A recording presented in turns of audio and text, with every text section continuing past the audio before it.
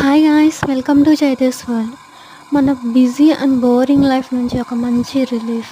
ఇలా పచ్చని పొలాల్లో కంటికి ముందుగా కనిపించే మొక్కజొన్న చేను, స్వచ్ఛమైన గాలి, చల్లని వాతావరణం మనసుకి ఎంత ప్రశాంతంగా ఉందో కదా. ఎప్పుడు బిజీగా బోరింగ్గా ఉండే మన లైఫ్ నుంచి ఒక స్మాల్ బ్రేక్ నాకైతే చాలా హ్యాపీగా ఉంది. మరి మీకు?